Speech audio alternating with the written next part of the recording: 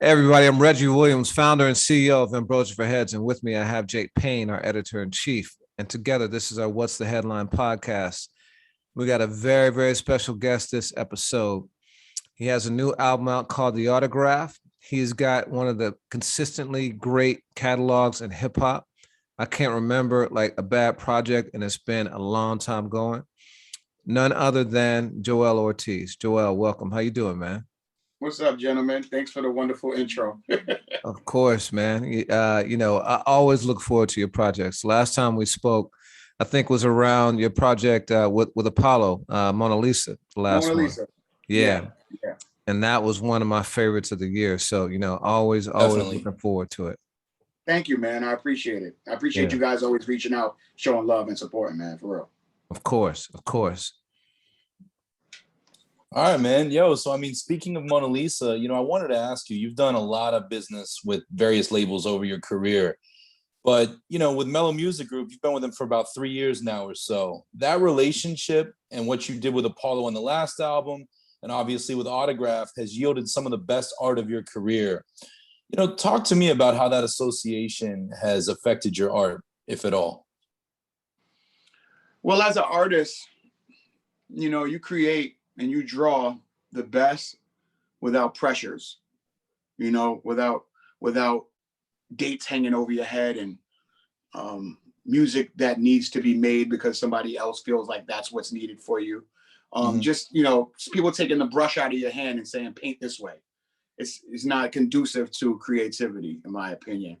Mello, Mike and I are friends, It's not a situation where I'm like signed to this label and I got to deliver albums. It's just like, Mike, I'm in the zone again. Let's work.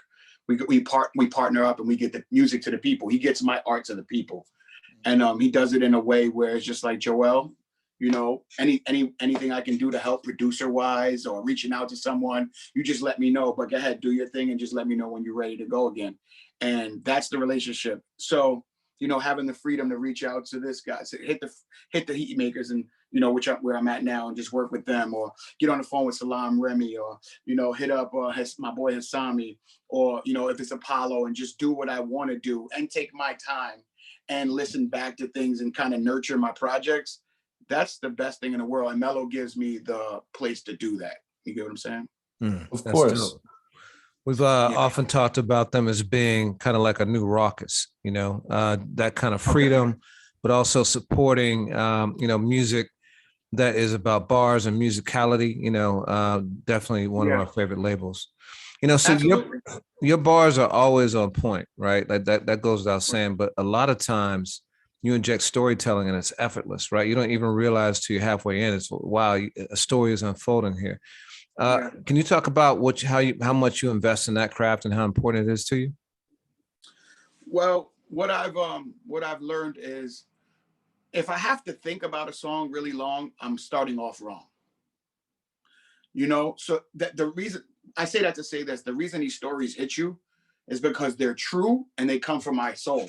They come from my core. I can paint them vividly because I saw it. I'm not imagining it. A lot of my, even if a character I name is fictitious, it's just because I don't want to say the real name of somebody that I actually am talking about. My stories they're true. When I convey these messages, they're not out of thin air. They're from experience. So it becomes easier to write those songs when you're just conversing to a beat. You get what I'm saying? When you're just venting to a beat, when you're just, making music that you might think would be for someone else, but it's actually for you. And because it's for you, it feels that real. And then people who listen that have similar stories and can relate, gravitate towards it. So storytelling has become a strength of mine because as life changes, the story changes. And when things get real, I jump in the booth every time.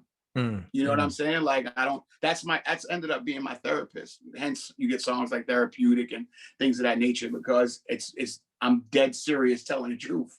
Well, in my feelings, like, I mean, you just right off jump, the first song on the album, you drop a lot of jewels and a lot of really things that I think a lot of artists might be guarded against. Like, so you said that you were competing with Hove. and you liken him to like MJ and you being Oakley. Can you talk more about that? Were you really competing with Hov when you first came out? Hell yeah. Yeah. You could, I'm from Brooklyn. Yeah. It's the most competitive, in my mind, the most competitive place on the planet. You know, we even as little kids, we raced straws in the fire hydrant, like just to see whose straw got up the street faster. Like, it's always been competitive. So if as an aspiring rapper and somebody who lived 10 minutes from Marcy Projects, and you see this guy just towering over the game and being looked at in such a light and putting on for your neighborhood, that's, although you celebrate it, you also try to line up next to it, if that makes any sense. It's like, all right, yes, thank you for putting on, fire, your shit is crazy, but here I come, right? And it's not nothing like, it's not a FU, they should fuck with me. It's like, yo, there's room for everybody, right? You know?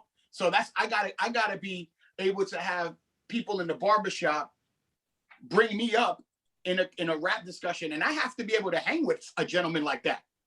You know, like, I shouldn't be able to just get shut down. Like, yeah, but Jay-Z did this, and like, oh, yeah, and cool, my conversation just withers away. I got to be competitive. I got to stay fresh enough to at least compete with the elite, you know? So those, Jay-Z was inspiring to me, on my come up. I wanted to be like Jay-Z, man.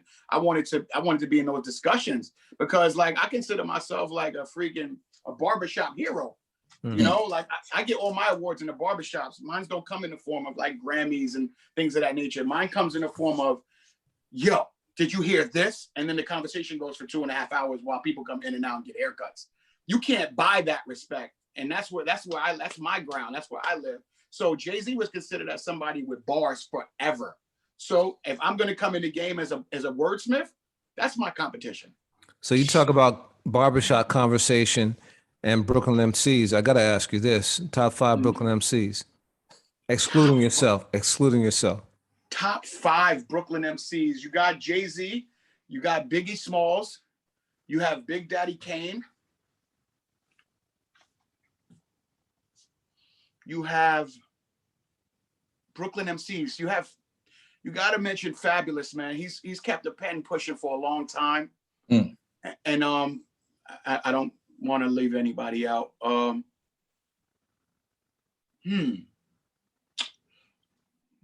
gotta insert myself.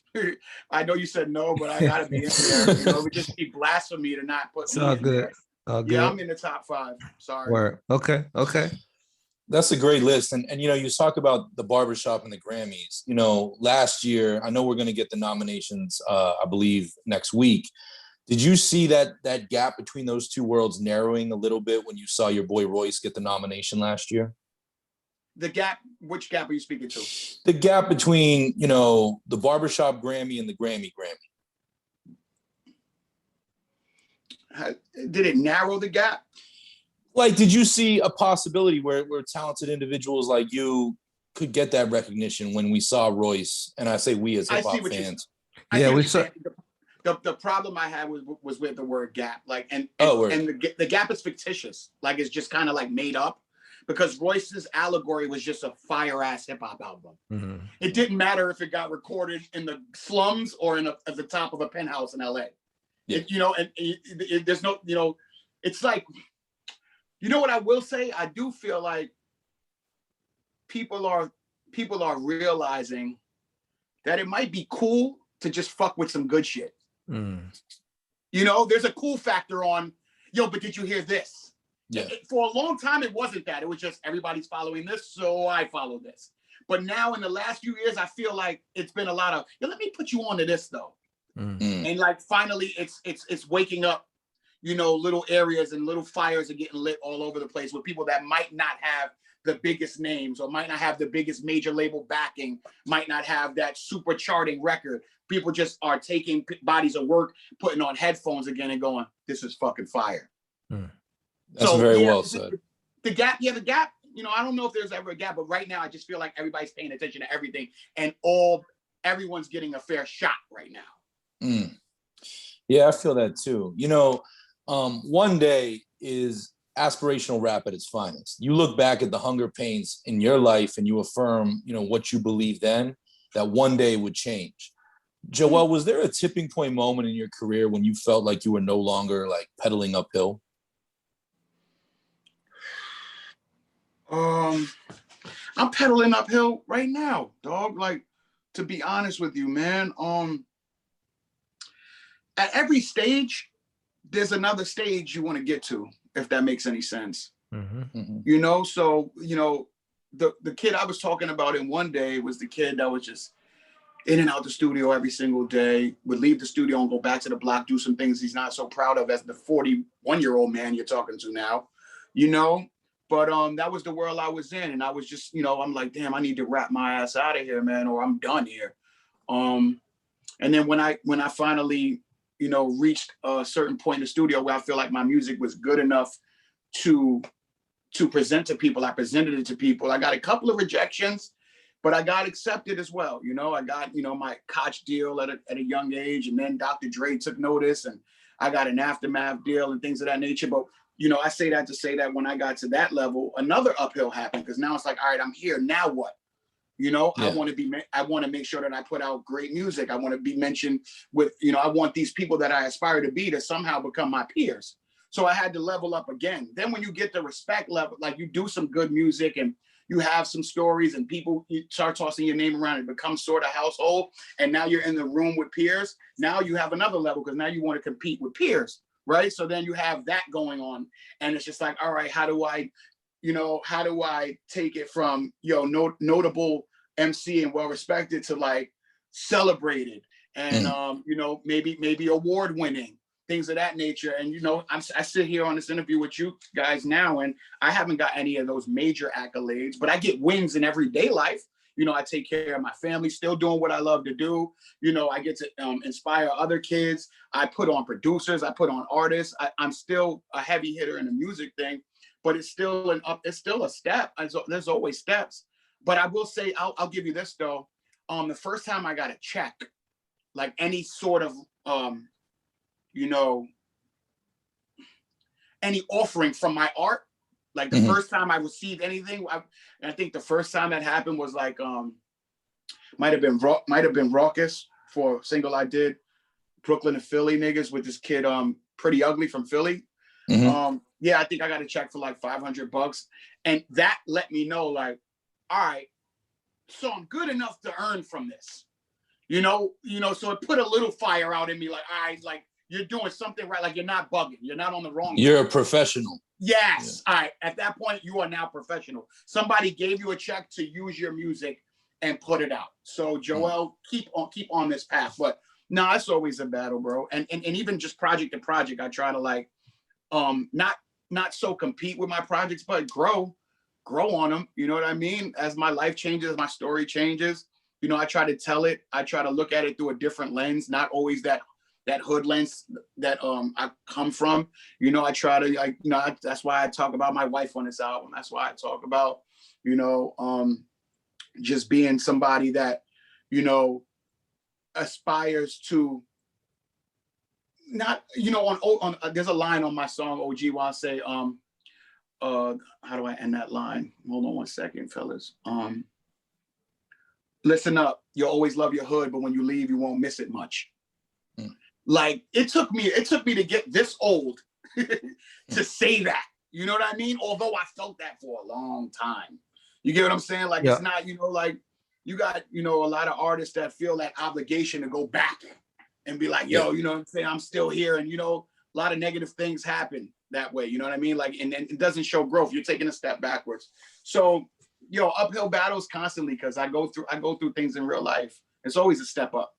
Yeah, I thought that was one of the deepest lines on the album. OG is one of my favorite songs too. But going back to what you said about accolades, I would say you have received major accolades, because you talk about one of those on One Day. So for people who really know hip hop, they know what Stretch Armstrong has done for the culture. They know what Bobbito has done for the culture, right? We talked about some of these MCs they put on, like Biggie and Nas and Jay-Z and Big L. Yeah. And you talk about what it felt like to finally, reach that level where you were on a Stretch Armstrong show, this time on Hot 97. So can you talk about how that appearance changed your life? Whew, man, I mean, First of all, shout out to Stretch Armstrong for just giving a kid from Brooklyn a shot to just rhyme, in front of people on his platform. Stretch has been probably one of the most genuine people I've met along the way. All about the art. And, as a 17-year-old kid at that time, see, before you start seeing the world, you're just neighborhood, right? So neighborhood 17-year-old Joell associated the radio with winning. Like that was making it. So like him being like, all right, Joell, like Thursday, we're gonna do the show live. It's gonna be you, it's gonna be Boom Pacino, it's gonna be Lays. See, I can remember these names like this. It meant so much, and I still remember them. It's gonna be these guys, and Pretty Ugly will be there or whatever. And we're gonna just rhyme. We're gonna put the beats up, and y'all just freestyle. And I'm like, on the radio? He's like, yeah, on the radio.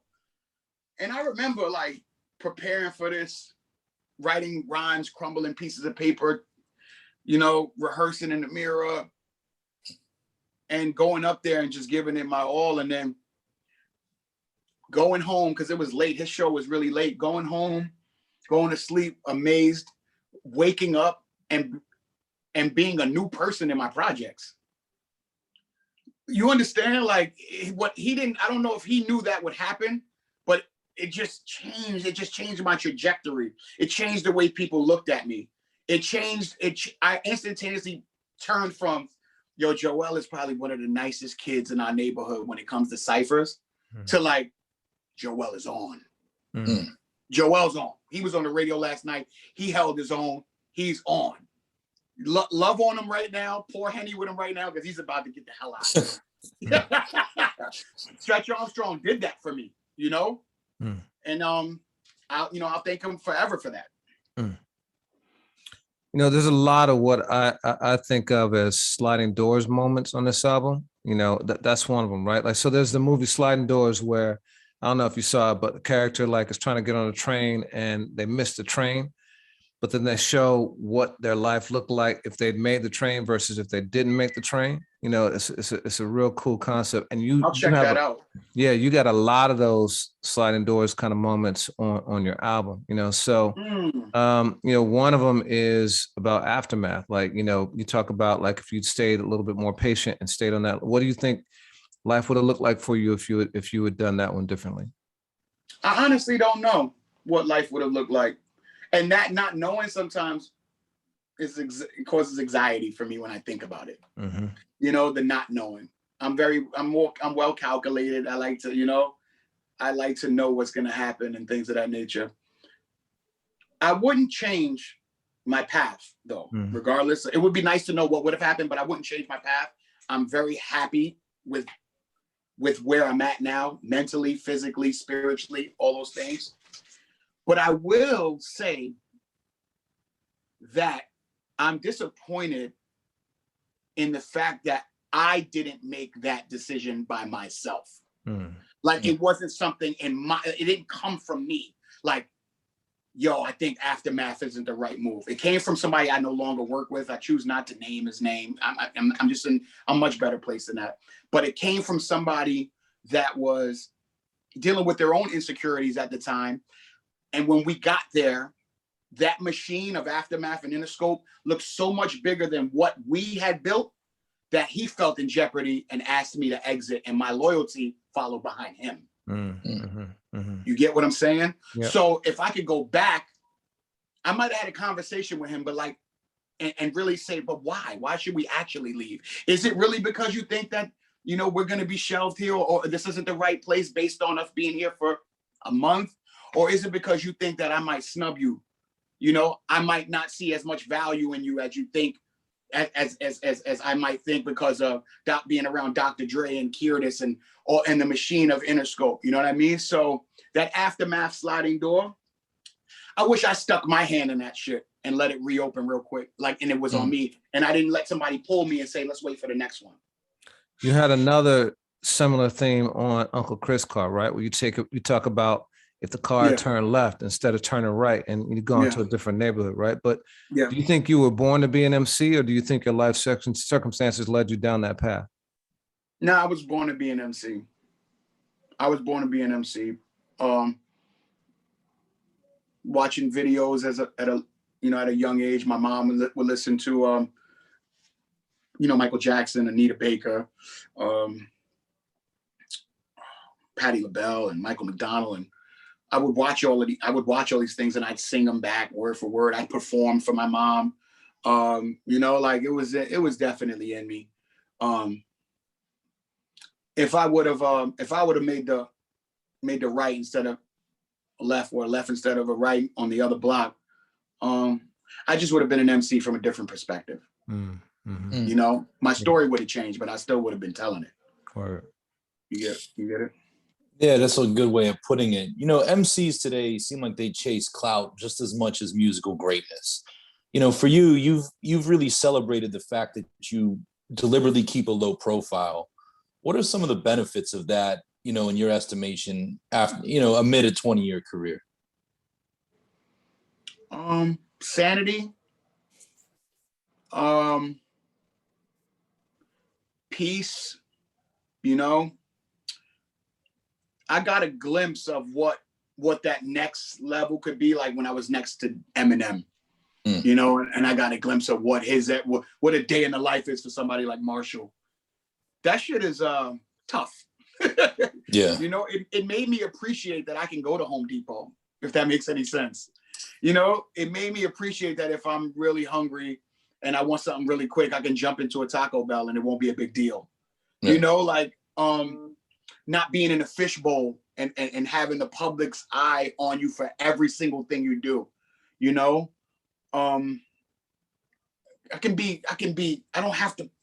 don't have to be anybody else but myself all the time. I love that.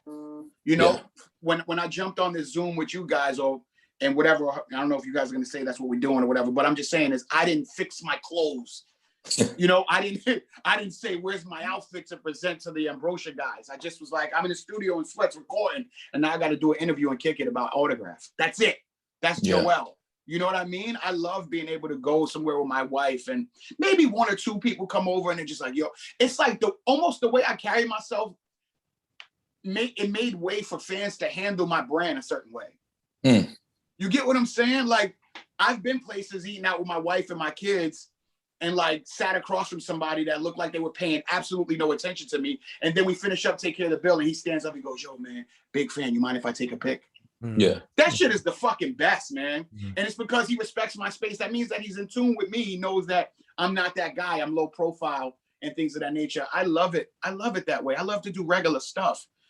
So I can't even imagine a world where that shit would get stripped from me, where I can't go to a beach with my family, where I can't go to an amusement park in Dorney and just be like, yo, let's bug out and get on the rides. Like, I love that shit. I'm too much of a human to get that shit stripped. So,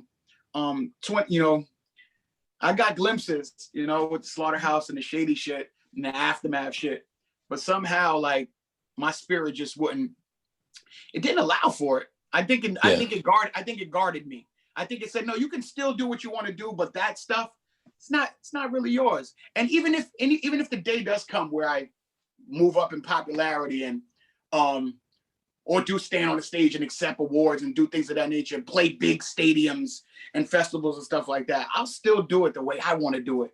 And I'll still carry it the way I want to do it. I have great training on how to handle those situations. So I feel blessed that I'm low key, but not low key, if that makes sense. As you mentioned, the glimpse of it that you had, it's a perfect segue because at the top of 2020, you, Crook, and Royce guested on Eminem's I Will. And, I remember when we spoke in that studio you're sitting in today, 3 years ago, we spoke a lot about Slaughterhouse's past and future. I'm just curious to you, what did that collaboration, I know it was a few weeks before 2020 got, very different than we anticipated. What did that collaboration, with the guys and M mean for you in terms of creating a new chapter? To be honest with you, that record was something we did while we were all together rocking and rolling. It wasn't a brand new record. And that's the way the music thing works sometimes. Like it's all timing, right? Like it's all like, yo, I remember that one joint. You know how many sessions I've been in where it's like, yo, pull up that one joint. You know what I mean? Like, and everybody's like, oh shit, forgot about that. Yo, that would be crazy. I feel like M had that moment with I Will, you know, for his album. Like, yo, I want to get the guys on it. I don't know what we should rhyme on. And somebody might have said, yo, remember that one joint? And he was like, yo, this fits. This is it. Yo, Joell, you're going to be, you know, if it's all right with you, blah, blah, blah. Of course, M, let's go. I'm glad that's going to see the light of day. It was one of those, you know what I mean? So I'm glad the world got to hear that shit. Because, look, yo, I'll tell you right now, as an artist, our computers are loaded with shit that people might appreciate. And we like second guess or say it doesn't fit a project and things of that nature, to be honest with you. So, you know, I'm happy that I Will came out and that I got a chance to dance alongside, you know, Crook and Royce and M again. Yeah, and I know for you, I mean, I'm imagining it's kind of like the Move On song. It allows people to not dwell on what if. It gives that like, yo, you got that, you know. Yeah, so. yeah. And it gives, I mean, like people were excited about Slaughterhouse, and then the excitement level went up one notch when we got next to somebody like Marshall. You know, because it was just like, these are the fucking 4 barsmiths, wordsmiths, like, and now they're next to this guy. Like, this shit is crazy. So anytime that you get us next to M, it's always going to be like, yo, this is going to be a fucking bar fest. So, yeah. Yeah, there's a lot of reference to sex and rap music. I mean, a ton, right? But there are very few actual love songs. You did that with Lifeline. You know, why did you decide to like to do that?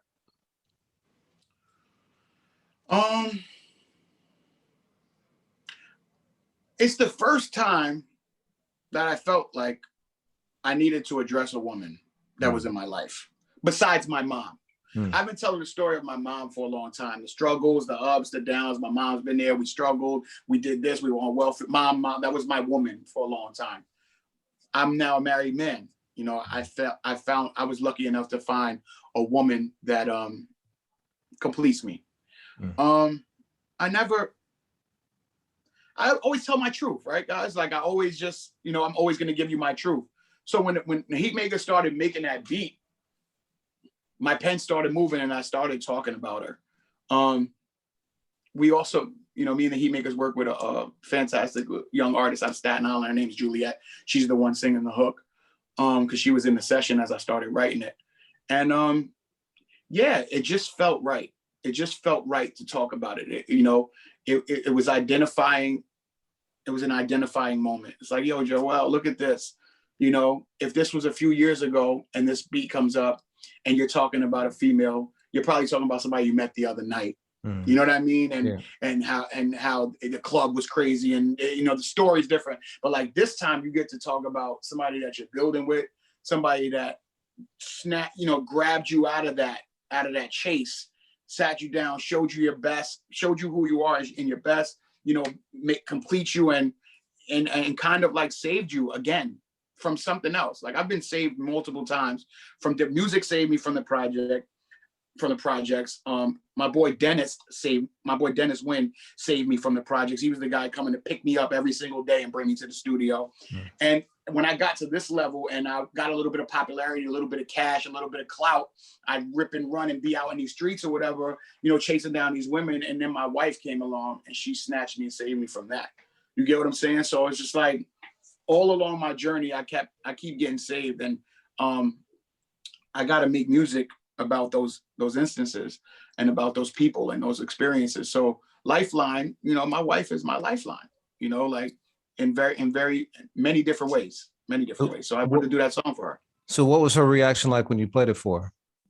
So the really cool shit is I played it at our wedding without her knowing as my vows. Oh wow. That's crazy. Yeah. So we got married in St. Lucia in May. And she prepared her vows and she prepared her vows. Thank you. And I had that song queued up. Yeah. So yeah. The whole wedding was just like, what the hell just happened? Like, yeah. Like I not a dry eye. Before, but I heard vows before, but the premiere of a song is like, come on, man. Like, yeah. And she stood there and she stared at me and she cried and we had a moment and it seemed like that song was 25 minutes, man. I believe it. Yeah. You know, I was just like, all right, is this too long of a vow? Like, we just got to the hook. Yeah. Because it just felt like it was just people. I turned and looked at, you know, our wedding guests, and it was just this. It was this from all the dudes. Like, damn, you just made it hard for me. And it was tears for all the ladies. That's what I was thinking. Damn. Yeah. Yeah. Yeah. Did you know at the time that you were gonna share it with the world too, or was it just for yeah? I didn't. So I didn't. It was it happened about a week, about 10 days before the wedding. Like, I contacted the hotel and our wedding party and told them this is what I'm gonna do, and they all were on the phone like, that's amazing, you know. So I just went ahead with it. You know. And why did you decide to share it?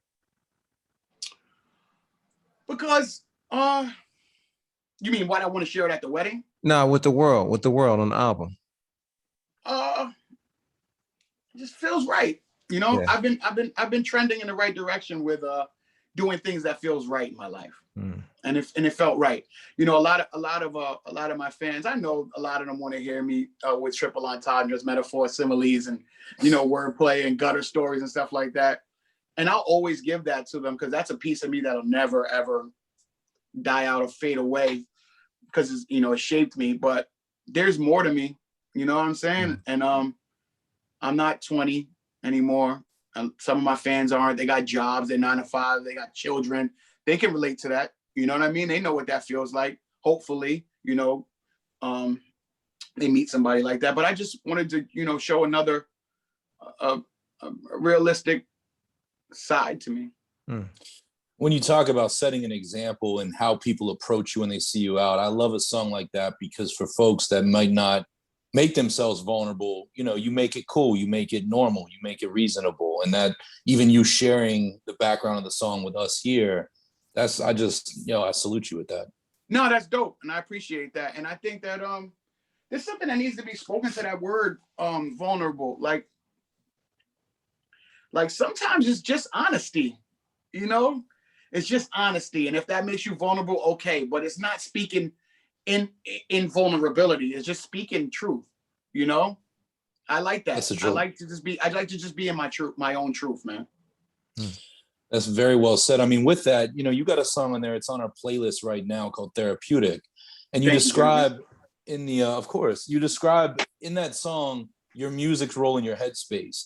But in one part of the record, you talk about listening too. And I'm curious, you know, does that apply to listening to your own music? Is that therapy for you? Absolutely.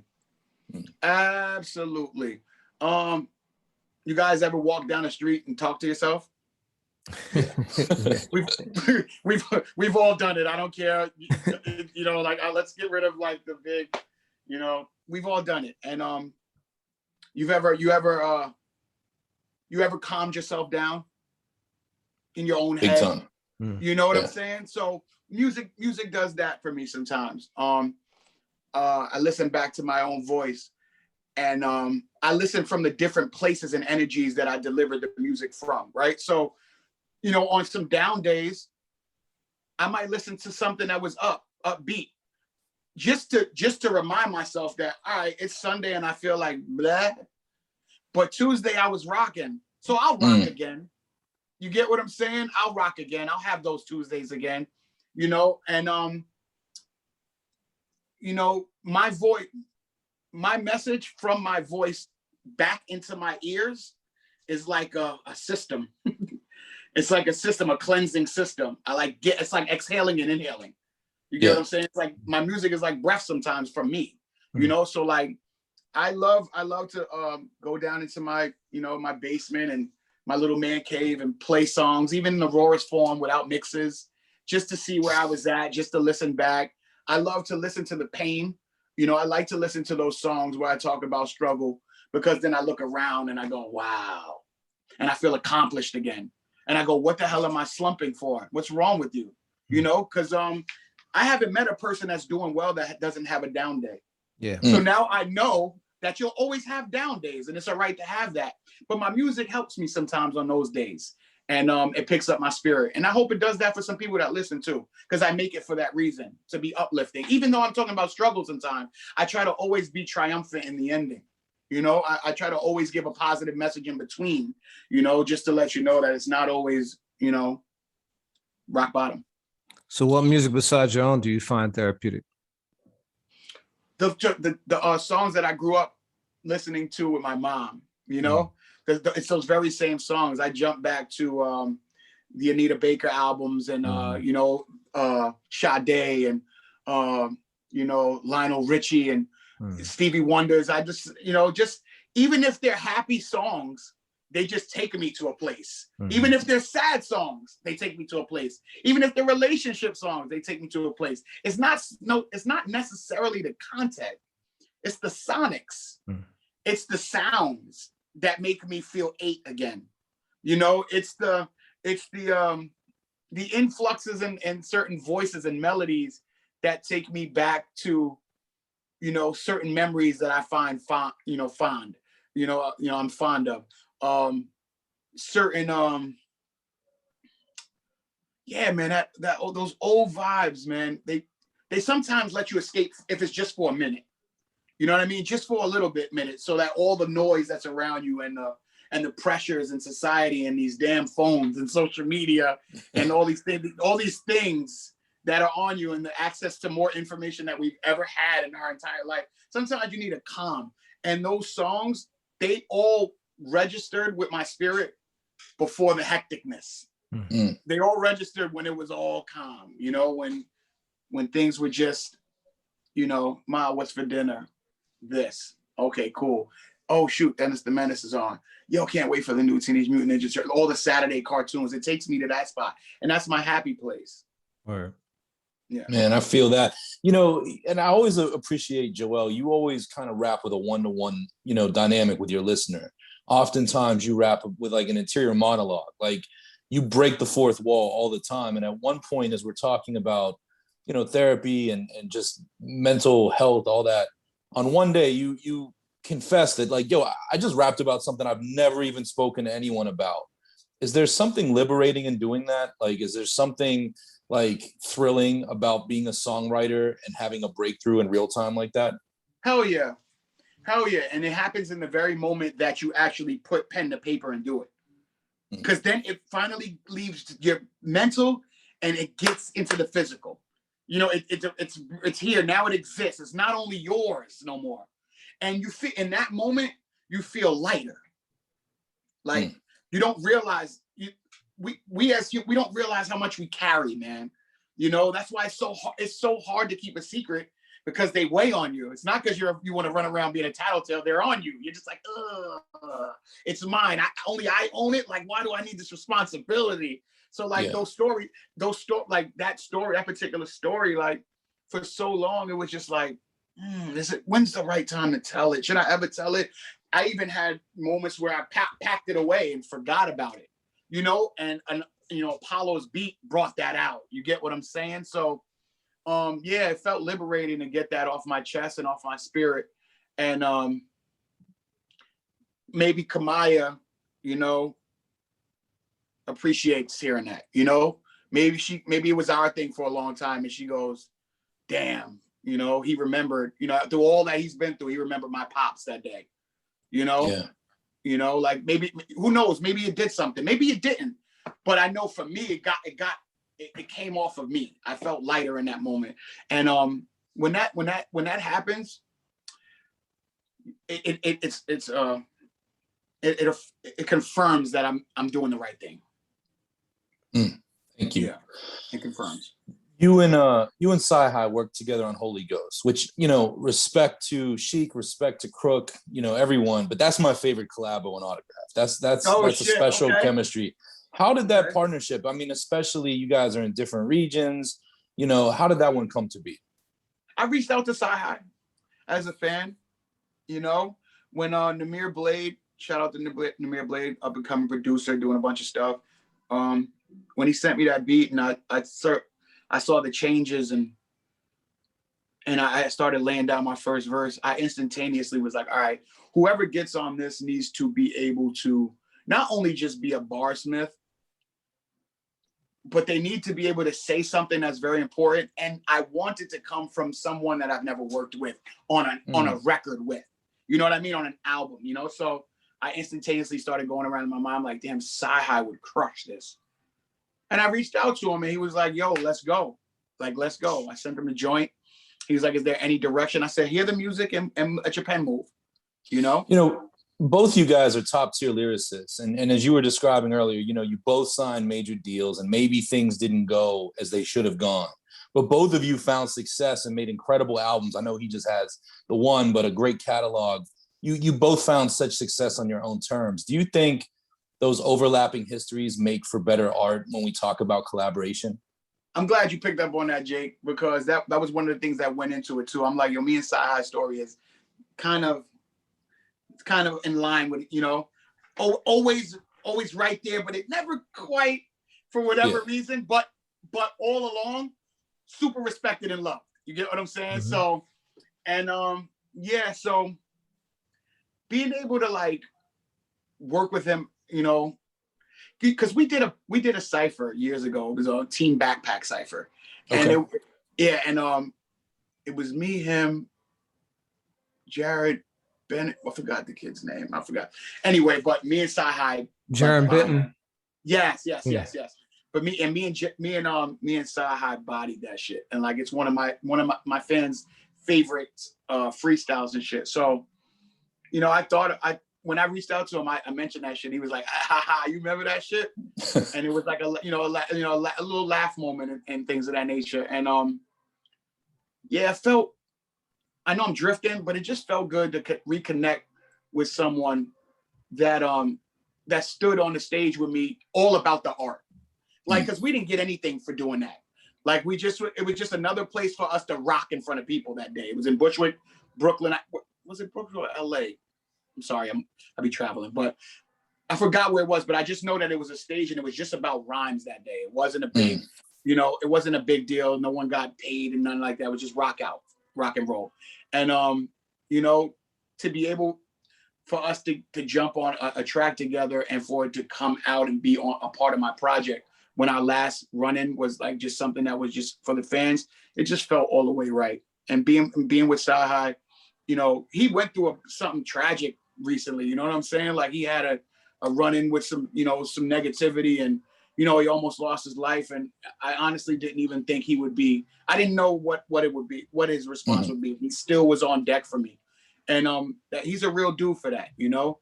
And honestly, like, I feel like I can feel a little bit of his pain in that, you know, in his delivery, you know what I'm saying? Like, and because that was kind of fresh off of his stuff. Like, I know y'all got the music now, but we did that record like kind of fresh off of his stuff, his incident. And I'm just happy that he rocked out with me, and I wish him all the best. And shoot, it feels good being in company with, you know, with somebody that I regard as a celebrated MC.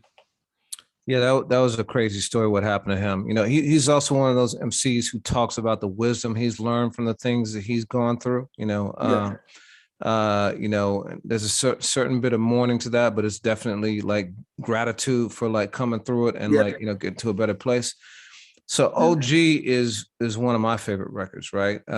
Jake reminds me all the time of how much older I am, you know.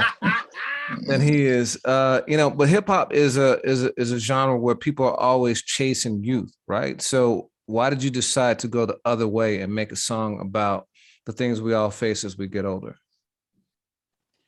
Because those things I'm talking about in OG, you know, Home Depot and picking up the gazebo and,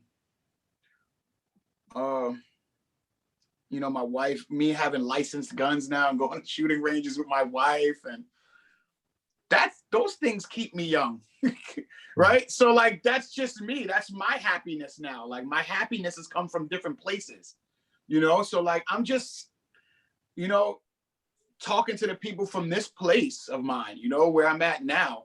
Yeah, and you're right, Reggie. Like, we do exist in a culture where it's just like, people will even go as far as to ask, like, yo, how old is he or how old is she? Like, after listening to a song, you're like, you can be in a studio session, they're like, yo, I want to play something for you. You play something, yo, that's fire. Who's that? Blase blah. Where they from? Boom, boom, boom. They're young? Like, why is that? Why does that matter? You know, like, it's all about energy, right? So like, I'm an energy guy. You know, if I can get around a bunch of 20-year-olds and have a bunch of fun, that's all that should matter. You get what I'm saying? I don't gotta look 20, dress 20, act 20.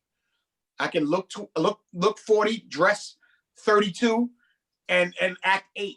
Like, you know, what it is. It's just energy shit. You get what I'm saying? So, you know, on OG, I just wanted to let people know where I'm at, what brings me my happiness is now. Celebrate some wins, you know, talk about how they had us counted out. You know, I got to see another side of things. You know, for years I lived in that box, that project box. 2 blocks this way is the liquor store, 2 blocks that way you go shopping, 2 blocks this way you go to the park and hoop. It's just, that was it. That was the world, you know. Sold drugs over here for a little bit, got fresh, stood on this block, tried to bag the chick from that building. That was my world, right? And then music has me well traveled, so I saw that there's more to it. It's the same thing in life. Like, you know, I don't have things, and very much things in common with the block at the moment. You know, it's not where I'm at. It's not where my energy lives anymore. I can still write from that place. I can channel that because that's a piece of me, right? But I can't stand there like that and do those kind of things anymore. I'm a married man. I'm a father of 2. I'm a homeowner. You know, my stresses don't come from oh shit, are the cops around? My stresses come from, can you believe the fucking boilers broke? You get what I'm saying? Like, it's different. You know, Joell Ortiz, I made it. You know, I'm making it. You know, and it's okay to be that. It's okay to be that. I don't have to run from that truth. You know, I don't have to not want to be the OG. Like, that's the thing. Like, you know what I mean? Like, with our culture, it's like, people don't like being called OG can sometimes be offensive. I see people like, what do you mean OG, man? I'm happy you called me the OG. That means that you called me somebody, you recognize me as somebody that comes from what you came from, left it, didn't leave their roots, but saw something else and it's now teaching us. That's what I associate the OG with. So it's flattering to be called the OG. I don't associate OG with being old. Maybe that's why I made that song. It doesn't mean old, it just means experienced. Yeah, you talk a lot about, you know, where you've been versus where you are now. Was there a moment when you knew you'd made that transition, or was it a gradual process? Still making the transition. Still making the transition. You can't pull 30 years out of me for the last 10, if that makes sense. You know what I'm saying? Like, you gotta understand, my record deal came late in the game. I wasn't a little kid. You know what I'm saying? I was already 26, 27 years old. So up until that point, I was a product of my environment. There was 27 years of rooted hood stuff in me. You know what I mean? Being a part of, you know, the street life. You know, I'll leave it there. On all levels, you know? So then getting a break in music. But still, even during the break, having one foot on the corner still. You get what I'm saying? Like, that is tough. So like I would say the last 10 years of my life has been the super focused musician, creator solely, you know? So you can't get rid of the 30 just like that. You can't put 30 against the 10 and just be like, you know, the 10 is, there's still parts of me. I still get on the phone with some people up to no good, but they're my friends. You know, they're my friends. And I hope that our conversations, you know, might push them in a different direction. You know what I'm saying? I still talk to people from Brooklyn that think that New Jersey is the furthest place in the planet. I'm just like, it's just right over the bridge. You know what I mean? Like, so, you know, I love people that come from the place that I came from. That'll never, ever change. I don't have to love the place I came from, though. And that's what I understand. You know, so I don't get on the phone and call my projects. I get on the phone and call my people who are in the projects at the moment. You know? So we just got the autograph from you. It's available on all streaming platforms, Apple, Spotify, wherever you can find music. But literally right now, you were talking to us from the studio. You loading up more stuff. What you got going on? It don't stop, dog. Yeah, it don't stop, man. Yeah, man. I was writing before I jumped in on this interview with you guys. Like I said, man, like we spoke about earlier in the interview, it's therapy for me. It's my form of expression. It's something I love to do. So if I'm not in the house adulting, being a husband, being a father, and doing those things, then this is where I hang out. You know, I hang out in the environment that I eat in. You know, I hang out in an environment that takes care of my family. You know, there's some days I just come to the studio and I'm just kicking it with the producers. I'm just talking to aspiring artists or two that might be here. I might just be listening to beats, but I'm in my space. I'm in my creative space. I'd rather be here than anywhere else if it's not the house with my loved ones. So, you know, am I recording every single day? No, I'm not a robot.